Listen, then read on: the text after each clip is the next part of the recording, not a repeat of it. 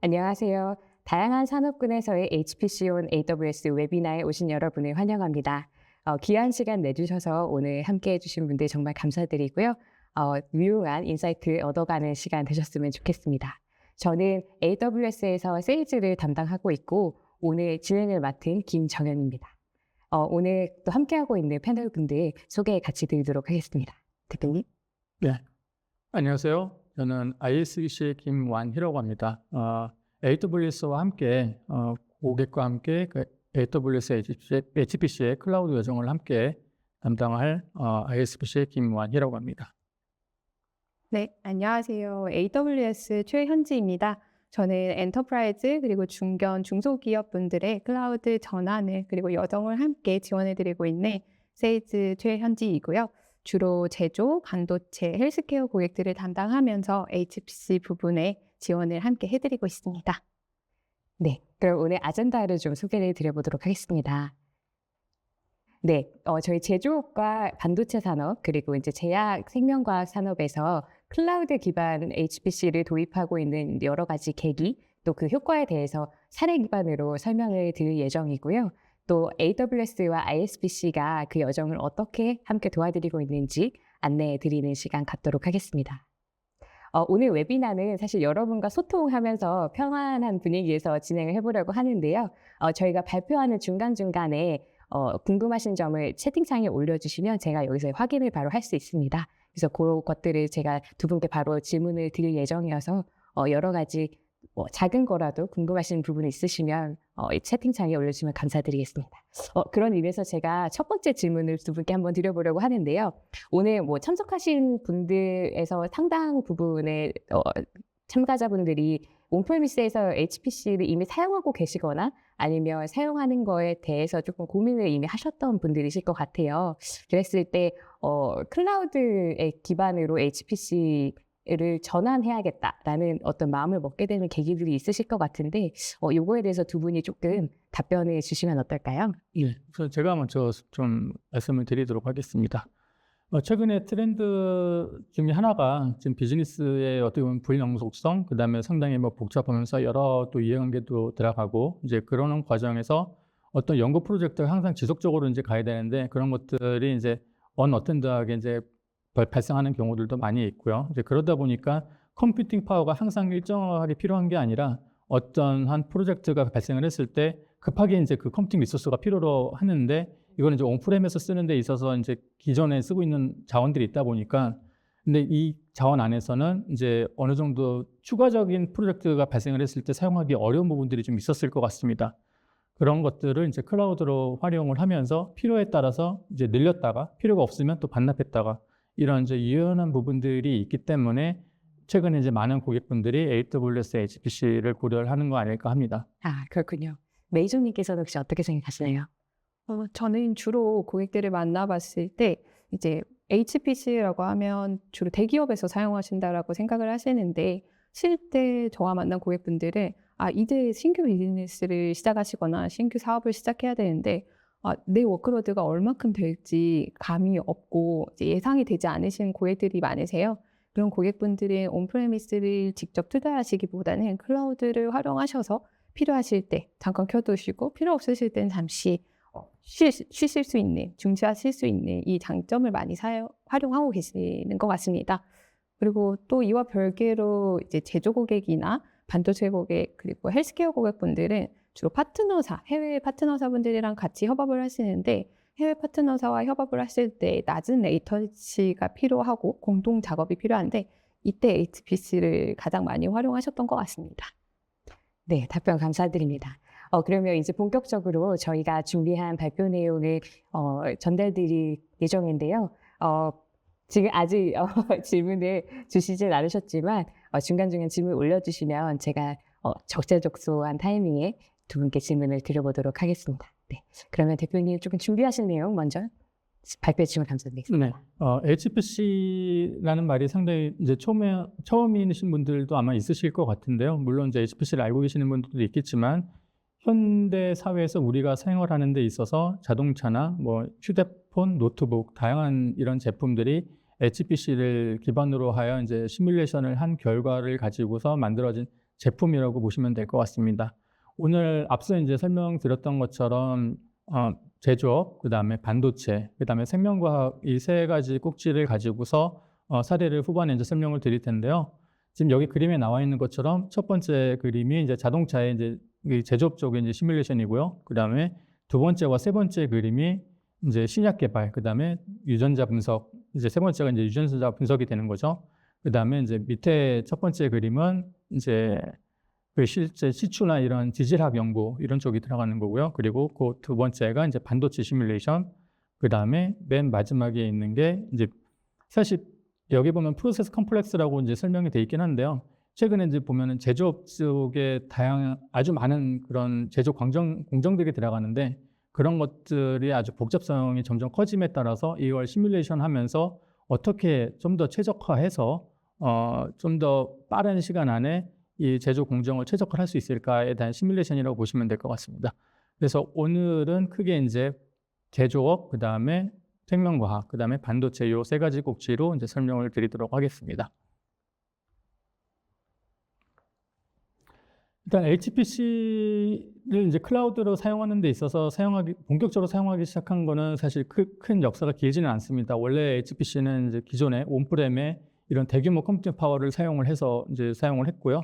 근데 최근에 이제 클라우드로 좀 더 유연한 소프트웨어 디파인드 형태의 HPC로 이제 넘어가면서 이제 최근에 아까 이제 앞서 얘기했던 그런 다이나믹한 워크로드를 좀 더 이제 감당할 수 있도록 이제 필요 없을 때는 반납을 하고 필요할 때는 또 이제 그때 디플로이해서 바로바로 이제 사용할 수 있게 되는 이제 그런 형태로 가다 보니까 그 클라우드 환경에서 HPC를 쓰는 데 있어서 이 레뷰나 이런 비즈니스의 파이도 점점 커지고 있다고 보시면 될 것 같습니다. 그래서 다음 페이지 넘기면 실제 온프렘에서 쓸 때와 클라우드에 쓸 때 이제 앞서 설명드렸던 것처럼 온프렘에서 쓸 때는 이제 예를 들어 제한된 노드로 뭐 128노드나 256노드를 가지고 계실 경우에 그 노드 안에서 각각의 그 연구 토픽을 쪼개서 이제 어떻게든 이제 잘 활용을 해서 이제 써야 되는 이제 그런 상황이 발생을 하는데 그러다 보니까 특정 워크로드 같은 경우는 좀 더 딜레이가 돼서 다른 워크로드에 좀 이제 우선순위가 밀리다 보니까 좀 더 이제 시간이 오래 걸리는 경우가 발생할 수도 있는데 실제 클라우드에서 사용을 하게 되면 예를 들어 순간 뭐 512노드가 필요하다 그러면 512노드 잠깐 한 2, 3일 정도 돌렸다가 또 반납하고 이제 이런 형태로 좀 더 이제 빠른 시간 안에 결과를 얻어낼 수 있기 때문에 그래서 많은 고객분들이 클라우드로 이제 검토를 하고 계시는 거라고 보시면 될 것 같습니다. 그 AWS에서 HPC를 사용하는 데 있어서 이제 컴포넌트들이 상당히 많이 있습니다. 그 AWS가 이제 클라우드에 HPC를 만들기 위해서 이제 이 컴포넌트들을 상당히 많이 이제 쉽게 사용할 수 있게 이제 준비를 해놨는데요. 일단 EC2 같은 경우는 이제 컴퓨팅 파워, 그다음에 EFA라고 해서는 보통 온프렘의 HPC를 봤을 때는 이제 뭐 인피니밴드나 이런 고성능의 네트워크 어댑터를 말하는 거고요. 그리고 아마존 FXX라는 거는 보통 이제 슈퍼컴이나 이런 데서 가장 많이 사용하고 있는 러스터라는 스토리지를 관리형으로 해서 출시를 해서 이제 사용할 수 있게 만들어 두고 있습니다. 그리고 자원 관리 부분에 있어서는 이제 AWS 배치나 그리고 AWS 패러럴 클러스터 부분을 가지고서 그 컴퓨팅 파워를 다이나믹하게 오케스트레이션 해주고 자원을 반납하고 이런 것들을 유연하게 사용을 하실 수 있도록 지원을 하고 있고요. 그리고 NiceDCV라는 제품을 가지고 실제 원격에서 그래픽 작업을 하다 보면 이제 그래픽 가속을 하는 부분들이 필요로 하는데 이런 부분들까지도 이제 원격에서 아주 쉽게 쓸 수 있게 지원을 하고 있습니다. 그리고 사용자분들이 웹포탈을 접속을 해서 사용하게끔 이제 지원을 하는 API도 엔진프레임이라는 제품을 가지고 지원을 하고 있고요. 그래서 앞서 설명드렸던 이 AWS에서 다양한 컴포넌트를 가지고 이제 고객사의 IDC와 연계해서 데이터를 어떻게 업로드하고 그다음에 이 네트워크망을 어떻게 보안적인 측면에서 고려를 해서 뭐 VPN이라든지 예를 들면 뭐 IKV나 뭐 이런 좀 고성능의 이런 보안 부분까지도 컨트롤하면서 이제 데이터를 연결을 하고 그리고 이 컴포넌트를 가지고 오케스트레이션하고 그다음에 스케줄링을 하고 이런 부분들을 이제 다이나믹하게 클라우드 환경에서 이제 필요에 따라서 뭐 반납도 하고 추가도 하고 되게 유연하게 이제 사용하실 수 있게 될 수 있을 거라고 이제 말씀을 드릴 수 있을 것 같고요. R&D 클라우드 부분에서 사실 제조업 쪽에서 봤을 때 지금 사실 저 차트는 제조업 쪽에서 가장 많이 보시는 부분일 수도 있을 것 같은데요. 어느 연구나 사실 비슷할 것 같습니다. 어떤 연구 토픽을 정하고 거기에 대한 제품 기획을 하고 그 제품 기획을 한 거를 가지고 실제 시뮬레이션을 해서 이게 이제 실제 물건으로 나왔을 때 이제 어떤 또 효과를 볼 수 있을지 그리고 어떤 또 부작용은 없을지 이런 부분들을 다양하게 시뮬레이션을 하는데요. 저 박스 안에서 보면은 이제 엔지니어링 VDI와 HPC 서비스라는 부분이 이제 AWS 환경에서 HPC의 업무로 제조나 이런 부분에서 어떤 제품 기획을 했을 때 그 물건을 시뮬레이션을 하기 위한 프로세스라고 보시면 될 것 같습니다. 그래서 사전에 이제 프로덕션 디자인 부분에서 이제 가장 많이 사용을 하고요. 그리고 실제 프로덕션은 이제 그 연구해서 시뮬레이션한 결과를 가지고서 그 제품을 이제 생산을 하게 되는 거라고 보시면 될 것 같습니다. 네. 방금 말씀 주신 것처럼 신규 서비스를 만들거나 또 제품을 출시하게 될 때 이 R&D를 담당하시는 분들이 가장 큰 페인 포인트가 결국 시간과의 싸움 그리고 또 비용과의 싸움이신 것 같아요. 그래서 이제 그것들을 어떻게 조금 고민하고 그 솔루션들을 찾아가셨는지 사례 기반으로 소개를 좀 드려보려고 하는데요. 우선 제조업부터 시작을 해보도록 하겠습니다. 네, 지금 화면 보시는 이제 글로벌 사례와 실제 이제 국내 사례가 이제 섞여서 이제 쭉 정리를 해놨는데요. 실제 이제 프로덕션인 고객분들도 계시고 실제 검토를 하고 계시는 부분도 계시고 그 다음에 POC를 지금 진행하고 계시는 고객도 좀 있을 수 있습니다. 그래서 많은 지금 사실 후반부에 나오는 반도체와 이제 바이오보다도 이제 제조업 쪽이 훨씬 더 많은 고객사를 좀 확보를 하고 있는데요. 그 제조업 쪽 같은 경우는 아까 앞서 설명했던 것처럼 제조 같은 경우는 좀 라이프 사이클이나 이런 게 좀 더 빠르게 그리고 좀 더 다이나믹하게 이제 그 시장이 역동적으로 움직이다 보니까 온프렘에서 이거를 이제 고정 비용으로 이제 24시간 돌리는 게 아니라 프로젝트성으로 클라우드에서 잠깐 돌리고 원하는 결과만 얻어가고 이제 이런 형태로 사용하는 일반적인 환경에 좀 더 이제 최적화된 부분을 인지를 하면서 고객분들이 그 사내에 있는 HPC를 점차 이제 AWS로 옮긴다거나 아니면은 AWS와 하이브리드로 운영을 한다거나 이제 이런 부분들로 사용을 하시게 되는 것 같습니다. 그래서 여기 보시는 것처럼 이제 주로 항공, 그 다음에 뭐 여기 조선도 사실 있지만 이제 조선 분야도 쓸 수가 있고요. 그다음에 발전소, 그 다음에 뭐 자동차 분야, 그 다음에 여기 보면 이제 하드디스크 제조 분야도 이제 사용할 시뮬레이션에서 이제 사용하는 부분도 있습니다. 그리고 국내 사례들도 이제 국내 자동차 회사들도 몇 군데 있고요. 그래서 이 MFG 쪽에서 사용하는 이 트렌드를 조금 더 이제 그 인프라적인 측면을 봤을 때 사용자분들, 그 연구하시는 분들이 이제 가장 많이 사용하는 게 이제 CFD, 그다음에 유체 해석이죠. 그다음에 FEA라고 그래가지고 구조 해석 부분들도 많이 사용을 하시고요. 예를 들면 이제 자동차 어떤 특정 부품이 이제 어떤 압력에서 어느 정도 열이나 어떤 환경에서 얼마만큼의 그 변형을 견딜 수 있는지, 그러니까 뭐 이런 부분들을 시뮬레이션 할 수도 있고요. 그 다음에 뭐 전자기, 근데 요즘에 뭐 자동차나 이런 거 보면은 물리적인 기계도 있지만 전자 부품이 상당히 많이 들어가죠. 그런 전자 부품에 대해서 이제 각각의 이 전자 부품에 대한 간섭이라든지 아니면 그 이제 메인보드 로직을 이제 어떻게 설계를 한다든지 이제 이런 부분까지 시뮬레이션을 한다고 보시면 되고요. 그 다음에 자동차, 우주항공, 이제 그 외에 이제 다양한 제조 분야에서 이제 활용을 하고 있는데 이 제조업 쪽에서 사용하는 이 인프라적인 특징 중에 하나가 컴퓨팅 노드 간의 이제 고속 네트워크를 가장 중요하게 보는 부분이 있을 것 같습니다. 그래서 인스턴스를 선정을 할 때 보통 뭐 10G나 25G 뭐 이제 이 정도로 많이 사용을 하시는 걸로 알고 있는데요. HPC 환경에서 사용할 때는 통상적으로 이제 50G에서 100G, 그 다음에 뭐 200G, 300G 이런 형태의 네트워크가 지금 준비가 되어 있고요. 그리고 노드 간의 이제 커뮤니케이션을 하는 데 있어서 이제 어플리케이션 간의 커뮤니케이션인 이제 MPI라는 라이브러리를 사용을 하게 됩니다. 그래서 이 부분이 좀 특징적인 부분이 있고요. 그래서 저 MPI를 가지고서 예를 들어 이제 1번 노드가 2번 노드의 메모리를 액세스를 한다거나 그러면서 병렬로 계산하는 이제 그런 로직이라고 보시면 될 것 같고요. 그리고 추가적으로는 이제 프리포스트는 사실 이제 옵셔널인데요. HPC 환경에 이 프리포스트까지 설계까지 같이 이제 타이트하게 묶어가지고 같이 운영을 하실 수도 있고, 아니면은 뭐 프리포스트는 사내 워크 세션에서 하시고, 그리고 솔빙은 컴퓨팅 파워는 AWS에다 올려서 하시고, 이제 이렇게 다이나믹하게 이제 구성을 하실 수도 있을 것 같습니다. 그래서 지금 앞서 이제 설명했던 그 고객사의 이제 여러 군데를 이제 좀 종합해서 주로 이제 스타 CCM을 사용하는 고객들을 좀 서머리 해가지고 정리를 해봤는데요. 스타 CCM으로 이제 유체 분석을 하는 데 있어서 이제 그 어플리케이션들을 AWS 환경에 맞춰서 이제 MPI나 이런 통신 디바이스, 그러니까 EFA나 FA나 이제 이런 부분들이 그 소프트웨어 스택들이 있는데요.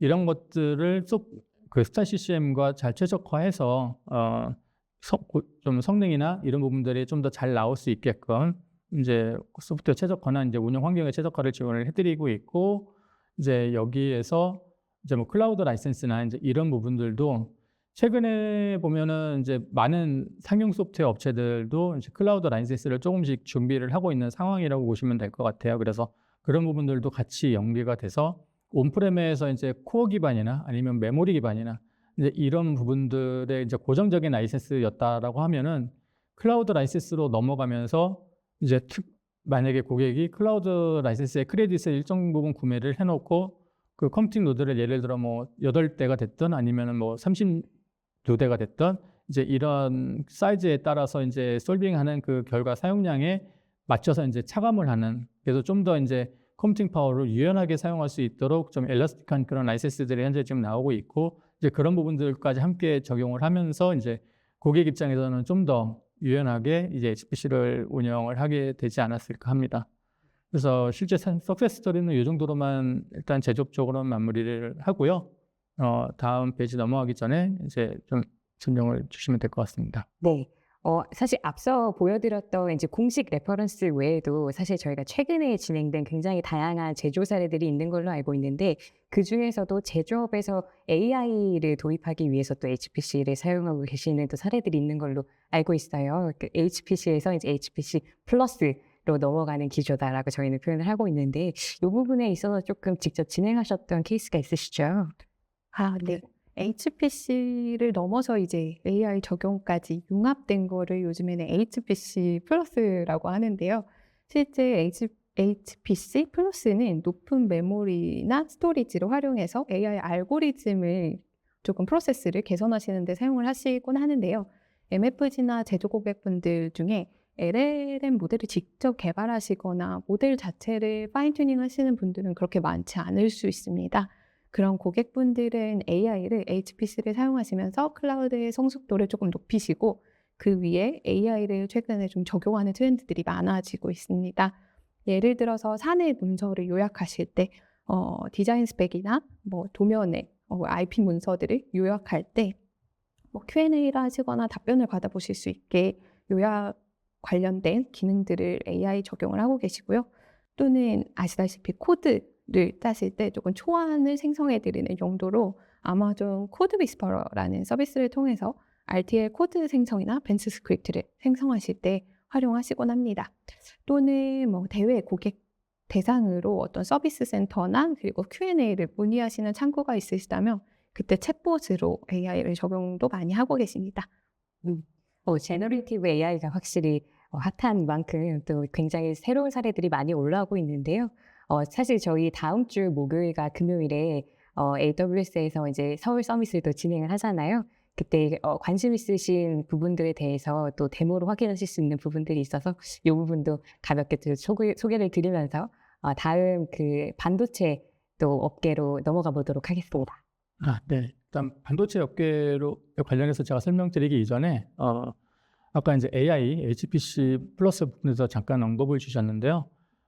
최근에 이제 많은 제조업 쪽의 이제 시뮬레이션 소프트웨어 이 기업들도 실제 시뮬레이션이나 HPC를 활용해서 이제 나오는 이 결과값을 가지고 실제 머신러닝이나 아니면은 뭔가 이제 뭐 GPT나 이제 이런 부분들을 이제 좀 스터디하는 형태로 해서 실제 뭔가 이제 사용자분들한테 이제 시뮬레이션 할 때 이제 이렇게 시뮬레이션 하시면 좀 좋을 것 같아요라고 해서 이제 가이드까지 줄 수 있는. 그러니까 아직까지는 뭐 이렇게까지 쓰는 사이트는 많지는 않은 걸로 알고 있는데요. 그런 기능들이 점차 이제 확대가 되고 이제 그러면서 이제 이 AI, ML이나 이제 GPT 같은 부분들이 이 해석 소프트웨어와 같이 이제 연계가 돼서 실제 사용하는 날이 이제 멀지 않은 것 같습니다. 네. 반도체 쪽 이제 설명을 드리면은요.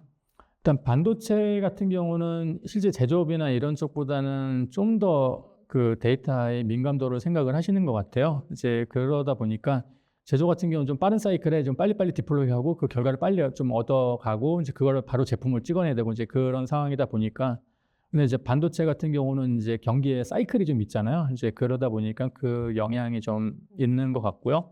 그리고 그 데이터나 이런 연구 데이터나 이런 것들도 보면은 이게 좀 국가 간의 경쟁도 사실 좀 없지 않아 있기 때문에 이 데이터를 뭔가 퍼블릭에도 올려서 이제 뭔가 이제 쓴다고 그랬을 때 그거에 대한 약간 그 방어 기자 좀 많이 있으신 것 같아요.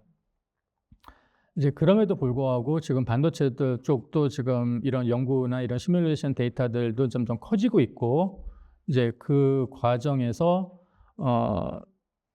이 클라우드를 활용해서 이제 좀 성공적으로 만들어 나가는 이제 사례가 좀 있는데 이제 그 부분을 설명드리도록 하겠습니다. 일단 반도체 부분에는 뭐 실제로 뭐 알려지지는 않지만 더 많은 반도체 고객분들이 실제 이제 뭐 AWS나 이런 클라우드 환경에서 시뮬레이션을 뭐 고려하거나 이제 좀 검토하는 고객분들도 꽤 있고요.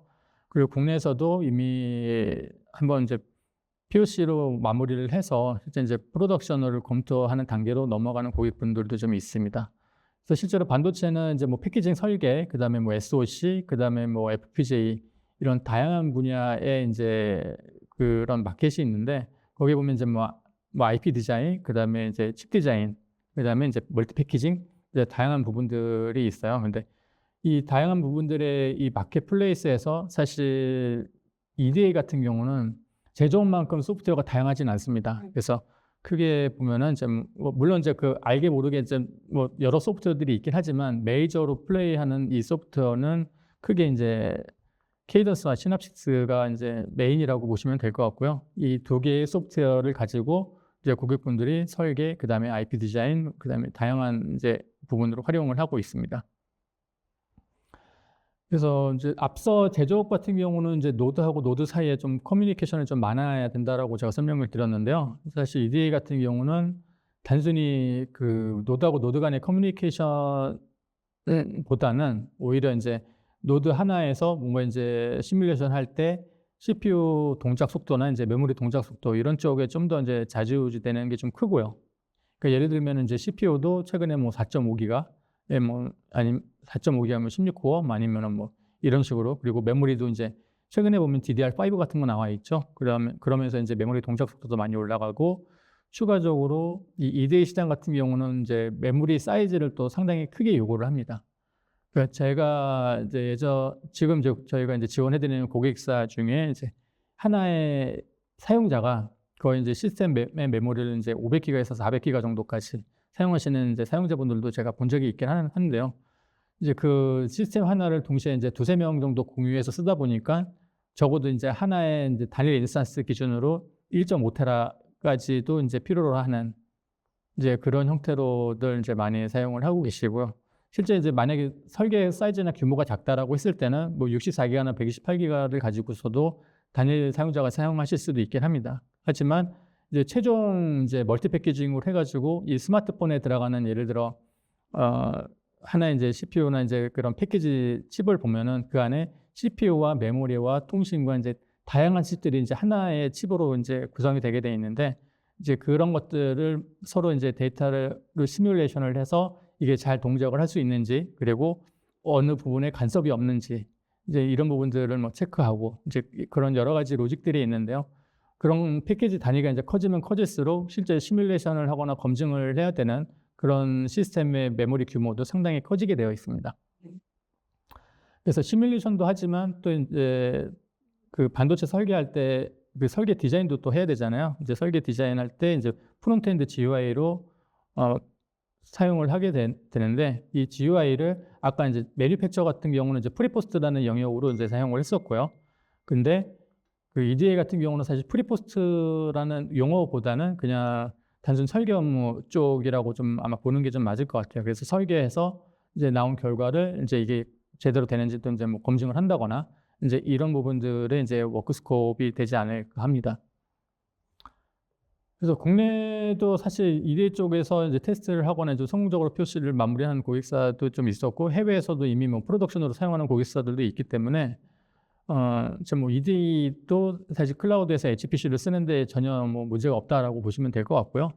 그래서 실제 그 설계 업무 환경, 그 다음에 이런 소프트웨어가 이제 워낙 복잡하다 보니까 그 소프트웨어를 예를 들면 이제 뭐 레드햇 엔터프라이즈 7이나 아니면은 요즘에 이제 8이나 9까지 지금 나와 있는데 이 8 버전이나 9 버전에서 예를 들어 이제 몇몇 그 리눅스의 복잡한 라이브러리들이 있어요. 이제 그런 것들이 이제 상호작용을 해서 어플리케이션이 잘 돌아갈 수 있게끔 그래서 새로운 버전 나올 때마다 이제 이런 복잡한 라이브러리들을 서로 이제 정합성을 맞추고 이제 그렇게 해서 잘 사용할 수 있게끔 이제 그런 부분들을 저희 이제 ISBC 같은 MSP에서 지원을 해드리는 거라고 보시면 될 것 같고요.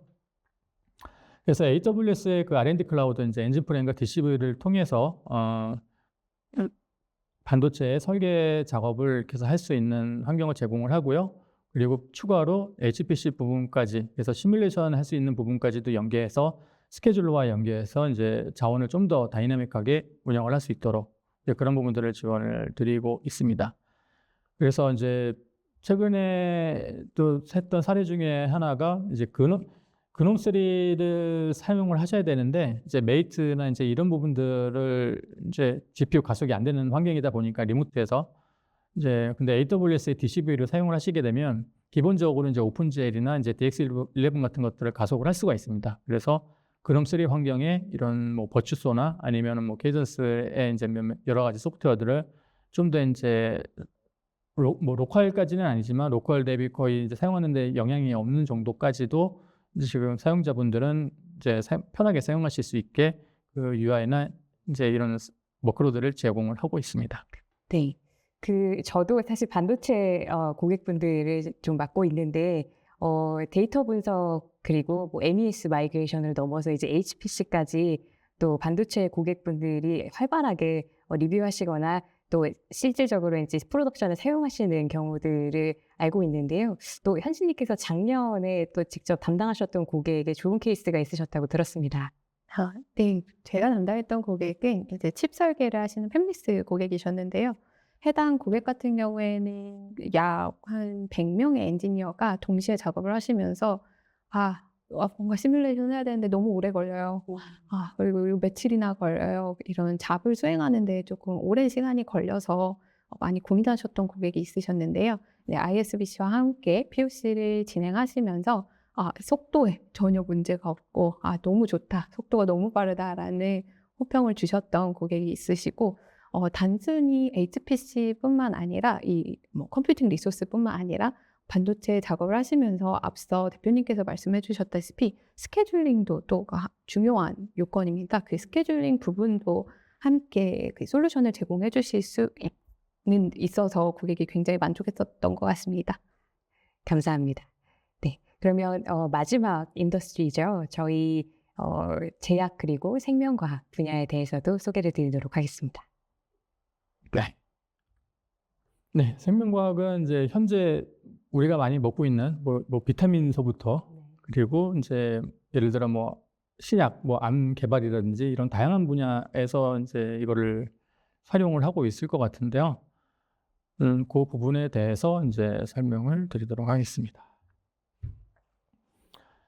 생명과학 쪽 같은 경우는 또 앞에 그 제조업과 반도체와는 또 다른 또 신세계의 그 워크로드를 또 가지고 있는데 아까 이제 제조업 설명을 하면서 이제 그 AI, ML이나 머신러닝 쪽에 대해서도 잠깐 언급을 했었잖아요. 근데 이제 생명과학 쪽은 예를 들면 뭐 블라스트라든지 그런 뭐 생명과학 쪽에 여러 가지 그 소프트웨어 패키지들이 있지만 오히려 생명과학 쪽이 좀 더 그 제조업이나 반도체 대비 그 ML이나 이런 파이썬 기반의 뭔가 이제 머신러닝이나 이제 이런 부분들을 좀 더 빨리 적용하는 업계가 아닌가 이렇게 해서 좀 생각이 듭니다. 그래서 실제로 저희가 이 고객사의 디플로이를 할 때 보통은 저희가 이제 뭐 레드 엔터프라이즈 기반이나 아니면은 뭐 센토스나 아니면 라키 리눅스나 이제 이런 것들을 많이 이제 활용을 하는데 제조업 쪽 같은 경우는 이제 그런 것들을 많이 사용을 하시죠. 근데 바이오 쪽 같은 경우는 오히려 이제 레드 계열보다는 이제 또 우분투 계열을 또 많이 또 좋아하시더라고요. 근데 그럴 수밖에 없는 게 우분투 같은 경우는 이제 파이썬이나 이제 이런 ML이나 이런 머신러닝 부분에 특화된 패키지들이나 이런 것들에 대해서 좀 더 이제 OS 부분이나 이런 라이브러리에서 있어서 좀 더 이제 좀 최적화되어 있는 그런 부분이 있다 보니까 그런 시장이 좀 다른 부분이 좀 있는 것 같습니다. 그래서 그 파이썬이나 이런 데 이제 머신러닝에서 이제 뭔가 이제 파이썬으로 개발을 한다. 이제 이런 거 했을 때 예를 들면 뭐 주피터 노트북이나 이제 이런 거를 가지고서 이제 뭔가 이제 코드를 정립을 하고 그리고 내가 가지고 있는 이런 뭐 유전자 데이터라든지 아니면은 이제 여러 이제 임상 데이터들을 가지고 이제 데이터들이 워낙 크잖아요. 이제 이런 것들을 FXX나 아니면 이제 그 뭐 S3나 S3도 가격이 워낙 또 이제 좋게 잘 나와 있어서 이런 스토리지 기반에서 이제 데이터를 올려놓고 이걸 이제 빠르게 분석을 하는 용도로 이제 사용하는 형태로 좀 많이 쓰시는 것 같아요. 그래서 여기 지금 나와 있는 것처럼 이제 뭐 제약 연구, DNA, 그다음에 암, 그다음에 이제 뭐 T셀도 사실 이제 암 쪽의 하나의 이제 카테고리라고 보시면 될 것 같아요. 근데 여기 보면은 좀 재밌는 것 중에 하나가 이제 오스트레일리아 뮤지엄이 있는데 이 뮤지엄이 갑자기 웬 DNA 이제 이럴 수 있잖아요. 근데 이제 뮤지엄도 그런 여러 가지 그 고대 동물이나 이제 이런 여러 가지 뭐 그런 뮤지엄에 전시돼 있는 여러 가지 생물들에 대한 유전자 지도를 그려놓고 이제 그걸 분석을 하고 이런 용도로도 사용을 한다고 하더라고요. 그래서 이제 저 분야뿐만 아니라 지금 사실 현재 인류가 지금 이제 정복해야 되는 마지막 단계 이제 암 연구가 이제 마무리가 되면 이제 그다음에 또 새로운 연구로 또 이제 연구를 활용을 하지 않을까 합니다. 그래서 이 생명과학 쪽 같은 경우는 주로 이제 유전자, 단백질, 신약 이 크게 세 가지 카테고리에서 벗어나지 않고요. 그리고 기본적으로 보통 이제 AWS의 뭐 저희 사례 말고도 이제 다른 쪽 사례는 다 섞어서 보면은 AWS 배치라는 모듈이 있고 그 다음에 이제 슬럼이라는 또 소프트웨어 패키지가 또 있습니다. 그래서 AWS 배치를 가지고서 이제 단순히 배치잡 형태로 이제 시뮬레이션을 하는 케이스가 또 있고 슬럼도 물론 이제 배치잡으로 동시에 뭐 어레이잡이나 이런 거 다양하게 활용을 하실 수가 있기 때문에 사실 뭐 어떤 걸 쓰시든 사실 사용하는데 크게 불편함은 없으실 거예요.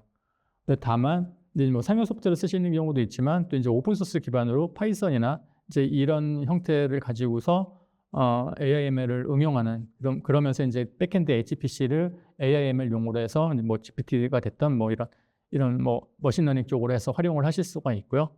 근데 이제 라이프 사이언스 같은 경우는 좀 앞서 이제 EDA나 이제 제조 같은 경우보다 조금 다르게 GPU를 좀 더 이제 많이 활용을 하는 그런 시장인 것 같습니다.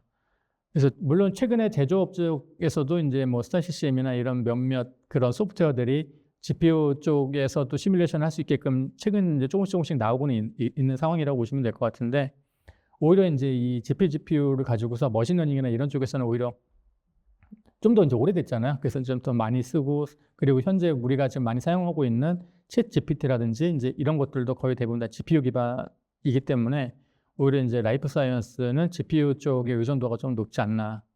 그리고 그래픽 터미널 같은 경우는 이제 필요할 수도 있고 이제 필요 없을 수도 있는데 맨 나중에 이제 반도체가 아니라 이제 이런 바이오 같은 경우는 단백질 시뮬레이션 할 때 이제 시각화하는 경우는 그렇게 많지는 않아요. 그러니까 사실 우리가 뉴스에서 언론이나 이렇게 보면은 이제 뭐 단백질이 어떻게 되고 막 움직이고 이제 이런 것들을 아마 보신 적이 아마 있으실 것 같은데 이제 그거는 최종 다 시뮬레이션해서 그냥 어떻게 보면 이렇게 보여주기 위한 식인 거고 사실 연구원분들이 봤을 때는 내가 시뮬레이션 한 거를 가지고 쭉 이제 결과를 보고서 이제 그거 이제 평균이나 통계 같은 데이터를 보는 거라고 보시면 될 것 같아요. 그래서 밑에 이제 오픈 소스로 이제 설치를 할 때 예를 들어 PIP 인스톨해서 바이오 사이언스 저런 식으로 설치를 해가지고 쓰는 경우가 훨씬 좀 많다. 이게 좀 다른 시장 대비 좀 이런 부분들이 좀 특이한 것 같아요. 물론 이제 상용 소프트웨어로 GPU에 이제 머신러닝 기반으로 이제 들어가는 경우도 있는데 그런 것들이 지금 미국의 많은 스타트업이나 이런 회사에서 그 상용 소프트웨어 라인업으로 가는 경우도 있지만 이걸 아예 오픈 소스화 해가지고 그리고 어떤 스타트업은 또 엔비디아 쪽에 인수가 된 회사들도 꽤 있어요. 이제 그런 회사들이 엔비디아에서 인수를 하면서 그냥 이 라이브러리나 이 소프트웨어 스택, 연구용으로 쓰는 이 소프트 스택들을 그냥 오픈 소스로 풀어버리는 거죠. 그렇게 해서 모든 연구하시는 분들이 자유롭게 이제 쓰실 수 있게 뭐 이제 뭐 이런 것들도 좀 있고요. 그래서 이제 시장에 그런 좀 특이한 부분들이 좀 있는 것 같아요. 네. 그래서 바이오 같은 경우는 실제 이제 고객사에서도 오히려 이제 연구하시는 분들이 주로 이제 굳이 이제 IT까지는 별로 신경 쓰고 싶지 않아 하시는, 이제 물론 이제 국내 몇몇 이제 대기업의 그 바이오 고객분들은 아직까지도 좀 온프렘에 꼭 써야 된다. 그래서 이제 오프렘에 데이터를 놓고서 이제 이런 것들 아직 고집하시는 고객분들도 많이 계시는데요. 근데 이제 여기 보시는 것처럼 이제 굳이 산에 필요한 환경, 이제 사실 바이오 사이언스 같은 경우 오히려 데이터 스토리지 용량이 앞서 이제 뭐 제조나 이런 쪽보다 훨씬 더 크기 때문에 이 고성능의 스토리지를 어떻게 빠르게 읽어서 이걸 어떻게 분석을 할까라는 미션이 상당히 크게 잡혀 있습니다. 그래서 그 옆에 아웃컴에 보시면은 이제 예를 들어 10,000개의 생물학적 샘플을 데이터를 좀 빠르게 처리한다든지, 아니면은 50억 개의 분자 한문을 이걸 하루 만에 분석하는 게 사실 쉬운 얘기가 아니잖아요. 이제 온프렘에서 이제 GPU를 아무리 비싼 걸 사도 이 스토리지나 이런 게 제약이 있기 때문에 이거를 이제 빨리 할 수 있는 부분을 하려면 클라우드에다가 올려놓고 데이터를 예를 들어 뭐 10테라든 20테라든 올려놓은 다음에 이 스토리지가 예를 들면 초당 뭐 20GB/s에서 뭐 50GB/s 이상의 성능을 또 내는 경우도 있습니다. 용량이 늘어나면 늘어날수록 성능이 늘어나기 때문에 이제 그런 부분들을 같이 잘 조합을 해서 이제 GPGPU가 됐던 CPU가 됐던 이제 이런 컴퓨팅 파워와 이제 연계를 해서 이제 그 분자 화물을 분석을 한다든지, 그리고 이 라이프 사이클이 보면은 아까 초반에 제조업도 마찬가지였지만 이 바이오도 1년 360일 컴퓨팅 파워를 계속 쓰는 게 아니고 이제 어떤 연구 과제가 주어졌을 때 잠깐 쓰고 또 반납하고 이제 이런 게 워낙 많아지다 보니까 굳이 이제 잠깐 쓰고서 이제 이거 뭐 사실 뭐 채굴 목적으로 쓸 것도 아니고 이제 그런 이제 다양하게 이제 쓰는 목적이 아니라 연구 목적으로 쓰기 위해서 잠깐 도입하는 거는 사실 어떻게 보면 예산 낭비가 될 수도 있잖아요. 그래서 최근에 보면 뭐 뒷부분에 이제 설명을 드리긴 하겠지만 그 AWS에서 다양한 그런 또 프라이스 정책들이 또 있어요. 그래서 이 고객분들이 예를 들어 뭐 언제서부터 언제까지 뭐 요거를 쓰겠다라고 해서 이제 구매를 하시면 그 시간 동안에 또 아주 좋은 가격으로 또 쓰실 수 있는 그런 프로그램들도 있고요. 이제 그런 것들이 다 연계가 돼서 컴퓨팅 리소스도 이제 50% 절감도 하고, 그 다음에 그 사용하시는 과학자분들이 좀 더 이제 이 대규모 컴퓨팅 파워를 필요할 때마다 이제 잠깐 쓸 수 있도록 이제 쉽게 이제 그 UI나 인터페이스를 제공하는 그런 게 또 이제 강점이지 않을까 합니다. 말씀 주신 내용들을 제가 들으면서 잠깐 기억이 났던 사례가 있는데, 그 종근당 사례도 최근에 이제 많이 다뤘던 사례인 것 같아요. 특히 이제 신약 개발 진행하시면서 그로맥스 오픈소스를 많이 또 사용을 하시는데, 종근당 같은 경우는 50개 잡 정도를 기준으로 했을 때 기존에는 48시간 정도 시간이 소요가 됐다면 이번에 이제 G5 12X 라지라는 GPU를 활용해서 시간을 1시간 정도로 단축했던 또 사례가 기억이 납니다. 동일한 이 라이프 사이언스는 아니지만 또 굉장히 비슷한 사례가 미디어에서도 있었죠. 네, 미디어 고객의 경우에도 제가 한번 경험을 해봤는데요. 미디어 고객 같은 경우에는 이제 제가 맡았던 고객은 이제 막 신설을 하셨습니다. 근데 아시다시피 컨텐츠 제작을 할 때는 어마무시한 서버와 렌더팜이 필요한데요. 그 렌더팜을 초기 투자하실 수 있는 자본력이 사실 조금 부족하셨고, 이게 빠르게 작업을 해서 제출해야 수익을 창출하실 수 있는데, 그 수익 창출을 하실 때 빠른 작업을 하기 위해서 또 초기 자본이 필요하시고, 이런 조금 앞서서 초기 자본 투자에 대한 부담이 가장 크셨는데, 클라우드를 활용하심으로써 이 랜드펌 환경을 AWS에서 구축하셨고, 그 HPC를 아주 잘 돌리셔서 성공적으로 콘텐츠 제작 사업에 이제 자리매김을 하시게 된 고객이 있으세요. 그리고 이 외에도 미디어뿐만 아니라 뭐 광고 제작을 하신다거나 뭐 금융, 그리고 엔지니어링, 뭐 설계 등등 오늘 나오지 않았던 산업군에서도 많이 사용되고 있다는 점을 꼭 말씀드리고 싶습니다. 근데 이런 산업군을 제가 경험해 봤을 때 보이스들은 대부분 앞서 대표님께서 말씀해 주셨다시피 IT 인프라에 그렇게 크게 이렇게 관여하고 싶어 하지 않으세요. 이거 서버 이제 다 리타이어가 된 시점, 이제는 좀 바꿔야 되는 시점이 왔는데 이거를 또 엄청나게 많이 구매하시고 이거를 유지 관리하시는 사람까지 또 채용을 하셔야 되는 부담이 있는데, 이런 부담을 어떻게 줄일까 고민을 하시면서 클라우드도 많이 검토하시게 되고요. 그 외에도 특히 방금 말씀드렸던 라이프 사이언스 같은 경우에는 제가 신문에서 보았는데 라이프 사이언스의 50% 신약 연구를 하실 때 50%는 단독으로 하시는 게 아니라 파트너사와 같이 협업을 하신다고 하더라고요. 그래서 이 파트너사, 해외 지사가 있으신 고객분들 같은 경우에는 이 데이터 파이프라인을 해외와 같이, 국내와 같이 구축을 하시고 여기에서 분석을 하고 이 결과를 같이 공유하고자 하는 니즈가 많으신데 이런 고객분들이 주로 많이 사용하고 계시는 것 같습니다. 네, 감사합니다. 네, 지금까지 저희 제조 그리고 반도체 그리고 라이프 사이언스 그리고 또 방금 여러 가지 예시 주신 사례까지 다양한 산업군을 조금 살펴보면서 HPC 특히 이제 클라우드 기반의 HPC를 어떻게 도입하게 되시는지에 대해서 알아봤는데요. 그러면 이 여정이 혹시나 좀 어렵거나 굉장히 비싸진 않을까 걱정하시게 될 것 같아요. 그랬을 때 이 ISPC와 또 AWS가 함께 어떻게 도움을 드릴 수 있는지 또 안내를 드려보도록 하겠습니다. 네.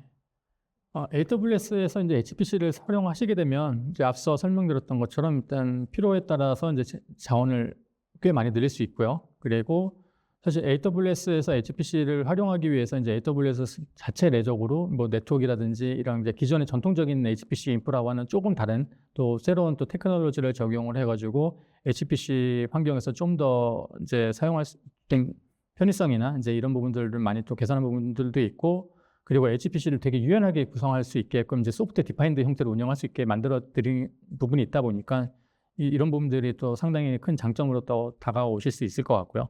그리고 이제 추가적으로 저희 같은 이제 ISBC와 이제 MSP 같은 이제 ISBC와 또 협업을 하면서 이제 연구원분들이나 사용자분들이 업무하시는 데 있어서 좀 더 최적화해서 사용하실 수 있도록 이제 지원을 드리고 있습니다.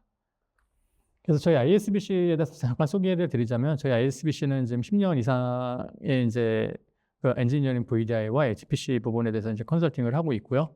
그리고 이제 AWS 파트너로서는 거의 이제 4년 차에 지금 접어들고 있습니다. 그래서 그리고 국내에 이제 저희가 뭐 온프렘도 하지만 또 이제 클라우드 쪽에 이제 이런 그 엔지니어링 VDI 쪽으로 대규모 이상의 이런 VDI와 HPC를 연계한 부분에 이제 기술 지원을 저희가 경험을 하고 있고요. 현대도 좀 지원을 하고 있고 그리고 많은 또 ISV 파트너들과도 이제 같이 이제 어떤 이슈가 있을 때 또 풀어나가거나 이제 이런 부분들도 같이 지원을 드리고 있습니다. 그래서 이제 앞서 이제 그런 AWS에서 HPC를 쓰는 데 있어서 이제 크게 이제 여기 보면은 이제 협업, 아까도 이제 협업 얘기가 잠깐 나왔었죠. 이 협업을 한다는 것 자체가 이제 클라우드에다 놓고 예를 들어 북미 지사나 아니면은 뭐 미국에 있는 그 협력사 아니면은 뭐 남미에 있는 협력사 이런 쪽에 글로벌한 협력사들 같이 이제 일할 수 있는 콜라보레이션 기능을 기본적으로 이제 활용하실 수가 있고요. 그리고 R&D나 이제 렌더팜, 아까 이제 영어 제작이나 이제 이런 부분들까지 다 활용을 하실 수가 있고, 이제 오픈젤 가속이라는 토픽이 있는데요. 오픈젤이라는 게 이제 그 실제 제조나 이런 설계할 때 자동차에 이제 어떤 뭐 기류가 어떻게 흘러간다든가 이제 이걸 3D로 계속 표현해 주잖아요. 이제 그런 부분들에 대해서 이제 그래픽 라이브러리를 쓰는 게 있는데 이런 것들은 이제 원격에서 GPU를 쓸 수 있게끔 이제 제공을 하는 그런 기술이라고 보시면 될 것 같습니다. 그래서 이제 HPC를 사용하는 데 있어서 그 프론트엔드에 이제 VDI 서비스가 들어가는데요. 이 스탠다드 R&D 클라우드를 가지고 이제 제조업, 영화 제작, 대학교 그리고 여기에 뭐 나와 있지는 않지만 이제 뭐 금융이라든지 그리고 금융 이외에 뭐 이제 그 뭐 지질학 뭐 이제 다양한 연구 분야에서도 그리고 지구과학 분야 이제 뭐 이런 뭐 기상 뭐 다양한 분야에서도 이제 이런 HPC들을 활용을 할 수가 있고요. 그래서 대학교 연구소에서도 다양한 학과, 그다음에 카티아는 이제 제조나 설계 뭐 이런 쪽일 거고요. 그리고 이제 이거는 기본적으로는 저희가 이제 AWS 환경을 만들어 드릴 때 이 GUI 터미널을 리눅스 기반으로 만들어 드립니다. 그래서 예를 들면 스타CCM이나 아니면 이제 이런 몇몇 소프트웨어들 대부분 이제 리눅스를 지원하기 때문에 이제 리눅스를 지원해 드리고 만약에 이제 뭐 카티아나 이런 소프트웨어 같은 경우는 또 이제 리눅스용이 없고 이제 윈도우용밖에 없잖아요. 이제 윈도우용밖에 없는 경우에는 또 윈도우에서 쓸 수 있게끔 환경을 또 같이 만들어 드리기도 합니다. 그래서 HPC 환경에서 이제 그 AWS에서 이제 HPC를 만들어 드릴 때 저희가 이제 오케스트레이션에서 소프트웨어 디파인드 형태로 백엔드에 이렇게 디플로이를 해드립니다. 그럼 사용자 입장에서는 웹포탈만 접속을 해서 사용하시면 되고 이 웹포탈 통해서 이제 그 그래픽 터미널 안에서 HPC 잡이나 아니면은 뭔가 내가 이제 설계 시뮬레이션을 하는 프리포스트 잡 이런 것들을 동시에 이제 실행할 수 있는 그런 환경의 포털을 제공을 해드리고 있습니다. 그래서 그 포털이 지금 보시는 이 화면이 되는 거고요. 그래서 초반에 이제 화면 로그인을 해서 이제 메뉴 보시면은 그래픽 터미널이 있고 이제 잡솔빙하기 위한 뭐 안시스나 뭐 이런 CFX나 이런 툴들이 있죠.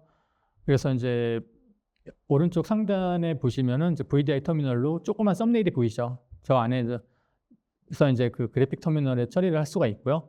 그리고 오른쪽 하단에가 이제 그 어플리케이션에 내가 접속이 돼서 어떤 인풋 파일을 가지고 시뮬레이션 어떻게 하겠다, 뭐 코너 얼마 쓰겠다 이런지 이런 것들을 웹 포털에서 이제 유연하게 하실 수도 있고요.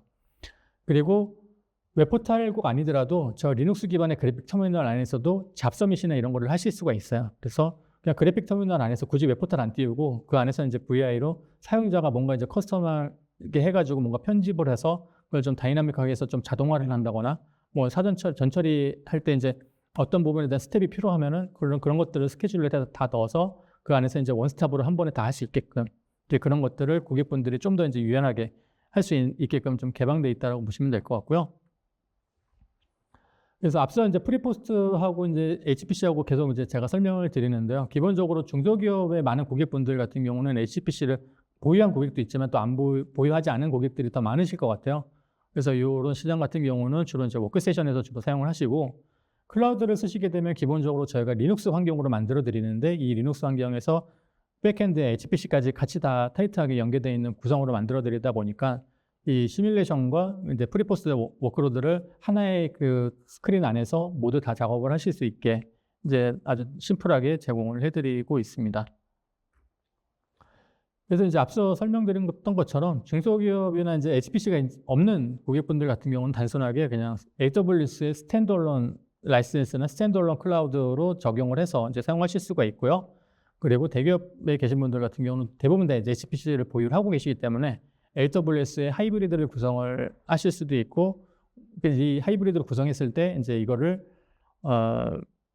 벌스팅 목적, 그러니까 업무 워크로드가 잠깐 필요할 때 쓰실 수 있는 방법이 있고 아예 그냥 워크로드를 나눠가지고 이쪽 워크로드는 온프렘 쓰고 이쪽 워크로드는 클라우드를 쓰고 이제 뭐 이런 식으로 뭐 정책적으로 좀 더 유연하게 이제 사용하실 수 있도록 설계를 해드리고 있습니다. 그래서 저희 홈페이지와 그다음에 지금 이제 제가 설명드렸던 이 제품에 대한 데모가 아마 좀 궁금하실 것 같은데요. 시간 관계상 이 데모는 이제 이 영상에서 보여드리기는 좀 쉽지는 않을 것 같고요. 지금 QR 코드로 스마트폰이나 이런 걸로 찍어서 이제 보시면 바로 이제 데모 영상이나 아니면은 이제 실제 이 프레젠테이션 제품 소개나 이런 것들을 좀 받아보실 수 있을 것 같습니다. 그리고 맨 오른쪽에 보면 이제 테크 블로그라고 있는데요. 이 테크 블로그에 있는 내용을 한번 쭉 보시면 제가 설명드렸던 지금 좀 되게 짧은 시간에 되게 좀 많은 내용들을 좀 설명드린 것 같은데 그런 부분들을 쭉 풀어가지고 이제 좀 길게 이제 블로그로 이제 편하게 좀 보실 수 있게 되어 있으니까 이제 이런 것들을 좀 참고를 해보실 수 있을 것 같습니다. 이번에는 AWS에서 어떤 지원들을 좀 드리는지 함께 알아보도록 하겠습니다.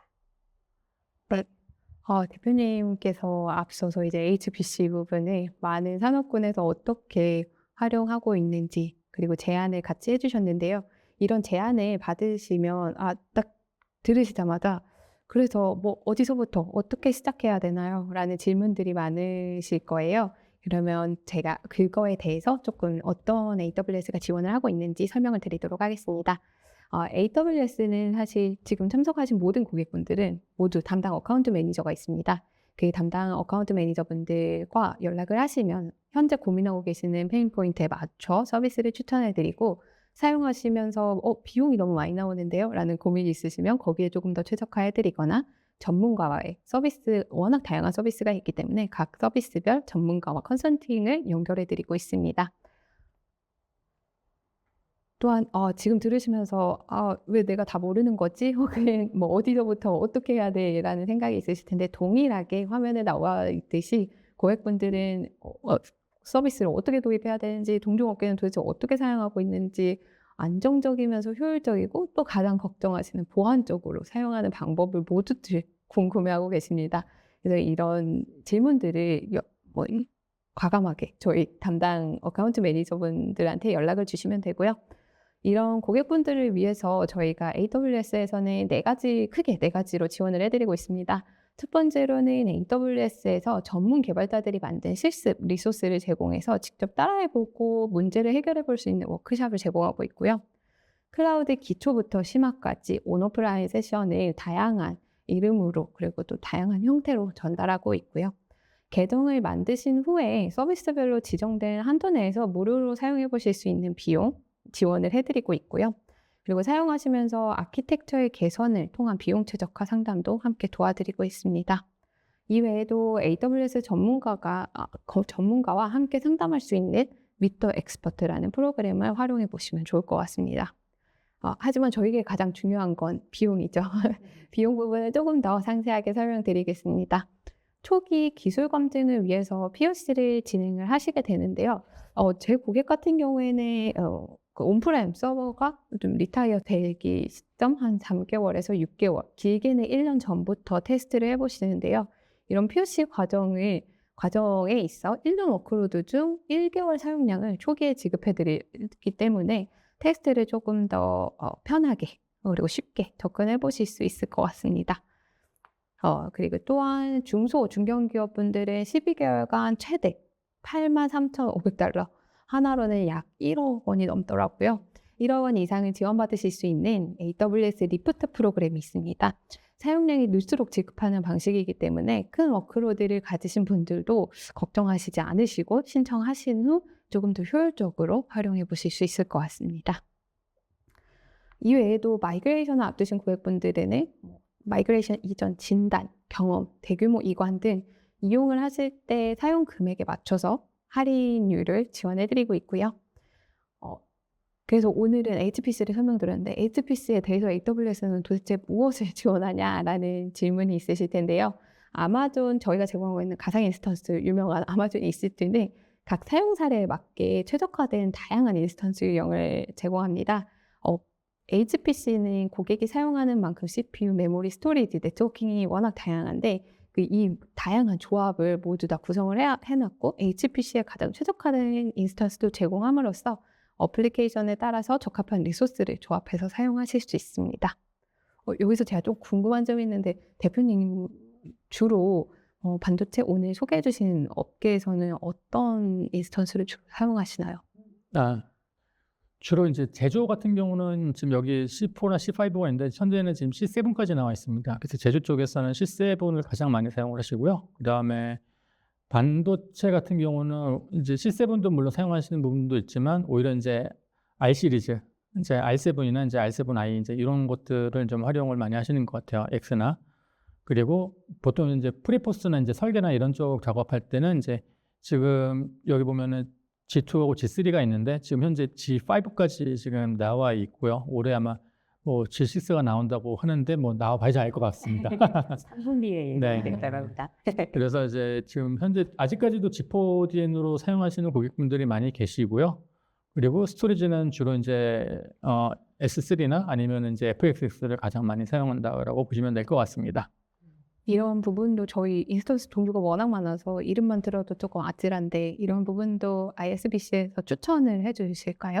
네, 일단 고객사의 워크로드나 CPU 사양, 그다음에 이런 것들을 다 고려해서 그 시장에서 맞는 그 인더스트리에서 사용하는 소프트까지 감안을 해서 이제 인스턴스를 추천을 해드리고요. 그리고 추가적으로는 이제 또 인스턴스를 추천해서 끝나는 게 아니라 인스턴스 사이즈도 더 중요합니다. 그러니까 사실 고객분께서 가지고 계시는 그런 예산과 이제 거기에 맞춰서 이제 사용할 수 있는 인스턴스 사이즈, 예를 들어 뭐 2X라지, 4X라지, 뭐 16X라지 크게 있는데 이제 이런 것들 중에서 고객사에서 워크로드로 다 돌리는 데 있어서 예를 들어 뭐 4X라지면 충분하다. 이제 뭐 이런 얘기가 될 수도 있죠. 그러니까 그런 것들을 실제 POC를 해가면서 이 최적의 그 코스트 환경을 찾아드리는 것들을 지원을 하고 있습니다. 네. 방금 설명해 주신 인스턴스도 사실 다양한 요금 옵션을 제공해서 비용을 조금 부담을 줄이시면서 사용해 보실 수 있는데요. 워크로드에 맞춰서 최소 40%에서 90%까지 할인받으실 수 있습니다. 중간에 적혀져 있는 예약 인스턴스 같은 경우에는 1년 또는 3년 약정을 설정하시면 안정적인 워크로드 같은 경우에는 40%에서 70%까지 할인받으실 수 있고요. 단기간 잠깐 컴퓨팅 리소스가 필요하신 경우에는 유휴 자원을 단기적으로 활용하실 수 있는 스팟 인스턴스를 활용하시면서 90%까지 혜택을 받아보실 수 있습니다. 특히 오늘 설명드린 HPC는 컴퓨팅 리소스가 변화가 워낙 다이나믹하기 때문에 다양한 구매 옵션을 결합하시거나 하시면 조금 더 비용에 최적화해서 사용하실 수 있습니다. 이제 더 이상 사두신 서버만 사용하시는 게 아니라 그 이상의 워크로드가 있을 땐 잠시 쓰셨다가 저렴한 가격에 활용하실 수 있다라고 생각해 주시면 좋을 것 같습니다. 저희가 예시 가격을 준비해 봤는데요. 앞서서 대표님께서 설명해 주셨다시피 HPC에 주로 사용되는 컴포넌트들을 기본적으로 넣어서 계산을 해 봤고요. 이렇게 견적이나 혹은 내가 사용했을 때 얼마큼의 비용이 나올까라는 궁금증이 있으신 분들은 ISBC 오늘 설명해 주신 대표님과 그리고 AWS 담당자에게 문의를 주시면 어떤 서비스들이 들어가야 하고 그 서비스 비용에 맞는 가격을 제안해 드릴 수 있을 것 같습니다. 마지막으로 오늘 같이 참석해 주신 ISBC와 같은 AWS는 다양한 파트너사를 보유하고 있는데요. AWS 사용해야겠다 마음 먹은 순간 AWS 들어가셨을 때 회원 가입부터 이거 어떻게 입력하지? 라는 생각이 드실 때도 많으세요.